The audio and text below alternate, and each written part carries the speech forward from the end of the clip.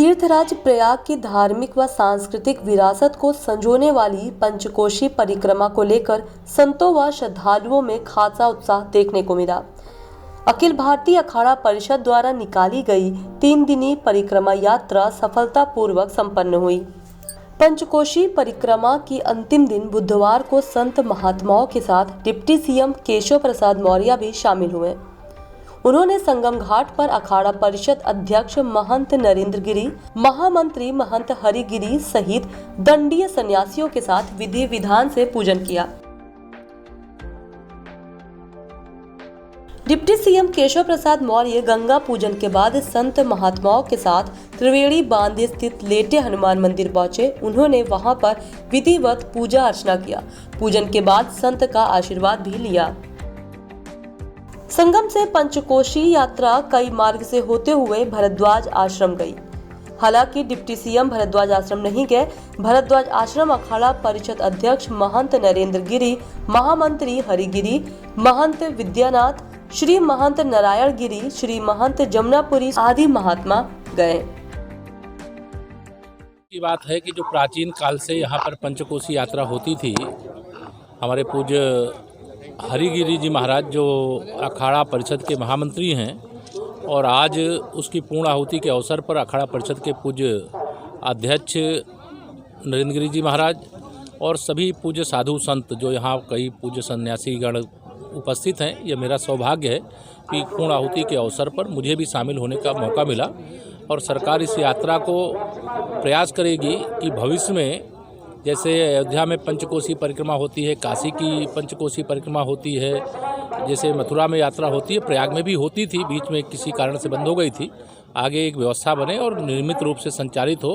सरकार ऐसे किसी भी अच्छे कार्य के लिए पूज्य संतों के द्वारा दिखाए गए रास्ते पर चलने के लिए हर समय तत्पर रहती है। पंचकोशी परिक्रमा यात्रा को लेकर प्रयागराज शहर में आम लोग उत्साहित हैं। जगह जगह पुष्प वर्षा करके यात्रा का स्वागत किया गया। परिक्रमा से अधिक लोगों को जोड़ने के लिए इंटरनेट मीडिया से प्रसारण भी किया गया। देखिए, किसी चीज को हमने आप सिर्फ क्या बोला, गिलेरी का संकेत किया और गिलेरी से कुछ चीजें बच गया, जिसके कारण से तमाम चीजें आप देख रहे हैं।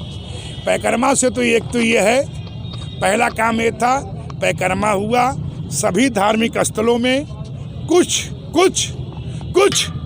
बहुत बाकी है कि जगह पर्यटन का बोर्ड लग गया है। जगह जगह मूल व्यवस्थाओं में कुछ सुविधाएं लगभग आ रही है।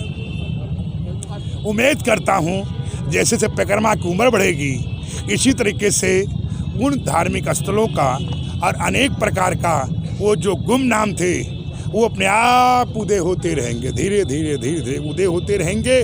वो समय बताएगा, वक्त बताएगा।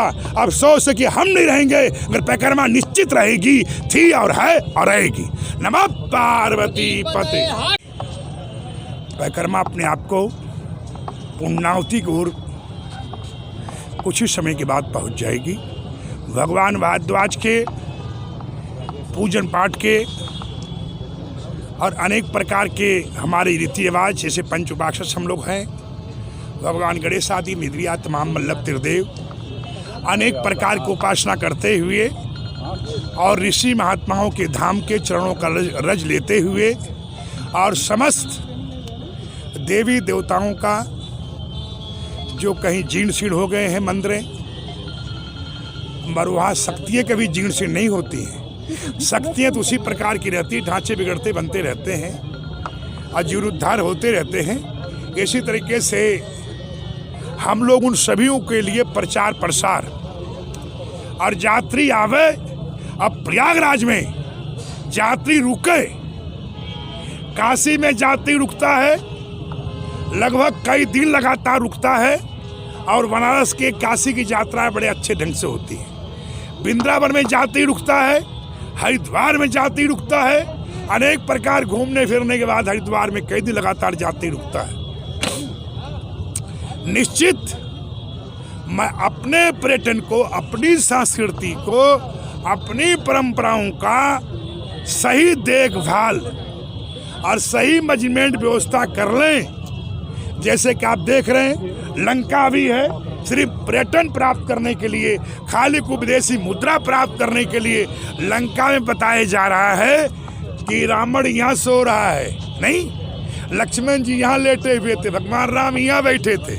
और जो कि पूरी तरह से हम कह सकता हूँ, क्योंकि कई बार पृथ्वी का भूकंप आया, कई बार पृथ्वी डोली आली और कई जगह पृथ्वी कई बार हुई, मगर जहाँ भगवान का प्रभाव भाव हुआ हो, जहाँ सही हुआ हो और जहाँ अनेक प्रकार की पुष्टि कहानी मिलती हों, तो भगवान भारद्वाज को, अपने ऋषि मुनियों को, इनकी अपनी जैसे पहचान थी।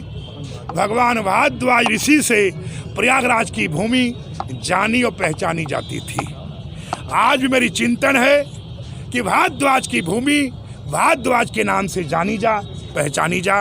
और तीर्थराज प्रयाग, बेनी माधव, गंगा जमुना सरस्वती, जो कि आप ये समझिए लगभग अभी जो है 45 लाख आदमियों को रोजगार मिला हुआ है, चाहे वो केवट के रूप में हो, चाहे वो पंडा के रूप से हो, चाहे वो किसी और के रूप हो। रूपांतराय नमो नमः, क्योंकि देवताओं का, देवियों का कोई आकार नहीं होता है। वो निरंकार भी हैं और चेतन भी हैं और वो सूक्ष्म भी हैं, अंदर भी हैं, बाहर भी हैं। उनका कोई रूप नहीं है। इसलिए चाहे वो मेरे बीच में छोटा आदमी हो चाहे बड़ा आदमी हो, हमारे लिए जैसे एक सफाई कर्मी है, उसी तरीके से एक बड़ा अफसर भी है, वो सरकारी है, सरकारी है। एक तरह हमारे यहाँ देवी देवताओं का, ग्रहों का, नक्षत्रों का अनेक प्रकार के सब समीकरण है, सब मिले हुए, सब मिल के इंजन तैयार होता है। छोटे छोटे नट का भी उसमें महत्व है। इसी तरह एक गिलहरी का भी महत्व है।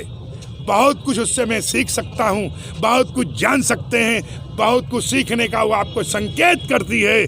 सिर्फ आप जिज्ञासु बने, आप चाह करें कि हम कुछ सीखना चाहता हूँ, तो आपको बहुत कुछ में ज्ञान मिल सकता है और इतना बड़ा पर्यावरण का विशालता कारण भी मिल सकता है।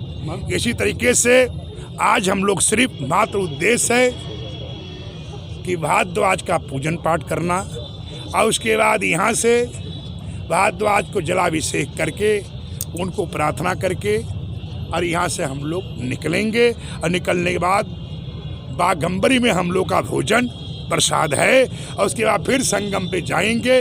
रात को फिर तर्पण करेंगे। रात को तर्पण करने के बाद तीर्थराज प्रयाग से जहाँ तहाँ से लोग अचानक आए हुए हैं, वो प्रस्थान करने की भी अनुमति प्राप्त करेंगे।